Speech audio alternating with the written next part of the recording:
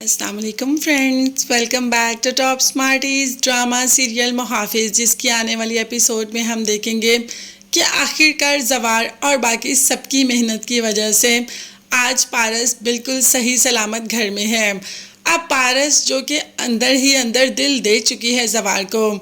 जवार की बात करें तो जवार को भी पारस बेहद अच्छी लगती है। अब पारस है ही इतनी हसीन कि किसी का भी दिल आ सकता है, मगर यहाँ पर बाप पारस को सब कुछ बता देता है कि उसकी किडनैपिंग के पीछे कौन हो सकता है, और ये भी कहा कि अभी मैं जो कह रहा हूँ मेरे फैसले पर हाँ कर देना।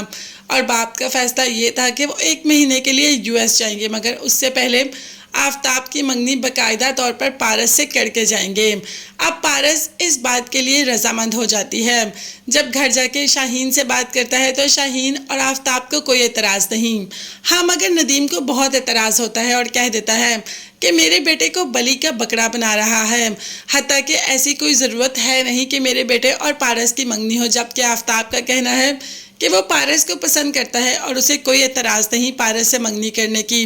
बाकी रही वहाब दुरानी की बात तो उसे भी आफताब देख लेगा। अब यहाँ पर जवार भी चला जाता है पारस के पास, उससे पूछता है कि आपकी चोट कैसी है, जिस पर पारस कहती है कि अगर तुम उस दिन टाइम पर ना आते तो मेरा क्या होता जवार। जिस पर जवार ने कहा कि मैं सारी दुनिया को आग ना लगा देता अगर मैं टाइम पर ना आता। इसके बाद बहुत ही प्यार से उसका हाथ पकड़कर उसकी चोट देख रहा है।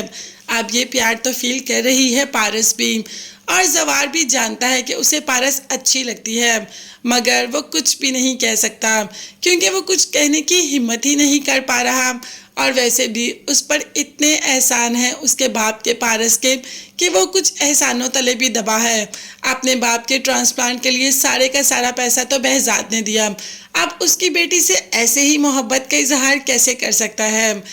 जवार तो बिल्कुल चुपचाप एक जगह पर एक साइड पर चला जाता है और आफताब आ जाता है। आफताब पारस से बात करता है कि क्या तुम्हें इस रिश्ते पर कोई एतराज़ है जो मामू जान ने हम दोनों का तय किया। जिस पर पारस कहती है कि मुझे इस रिश्ते पर कोई एतराज़ नहीं, जैसा डैड ने मेरे लिए फ़ैसला किया मुझे डैड का हर फैसला मंजूर है। अब तो आफताब भी मुतमईन हो जाता है, मगर नदीम मुतमईन नहीं होता।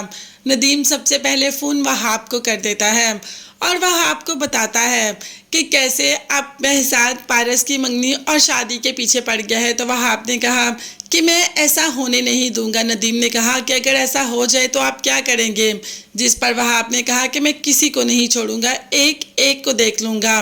अब नदीम भी अपने बेटे के लिए डर जाता है। वैसे नदीम ने इस कुएं में हाथ डालना ही नहीं था, अब डाला है तो अंदर गिरने के चांसेस तो हैं ही।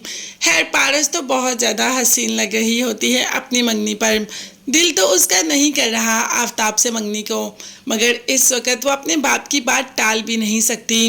और बाप ने वैसे ही बातों बातों में कह दिया कि शाहीन और उसकी फैमिली से भी दूर रहना है, अभी ये सब कुछ करना बेहद ज़रूरी है।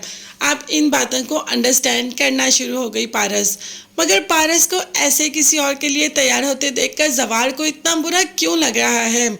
जवार का तो बस नहीं चल रहा कि पारस को जाके कह दे कि तुम आफताब के लिए इतना तैयार नहीं हो सकती। जवार कब तक अपने दिल की बात दिल में रखेगा, और पारस वो तो खुद बहुत बेचैन और बहुत बेताब है जवार की बात सुनने के लिए। अब देखते हैं कि ये दोनों बोलेंगे कब।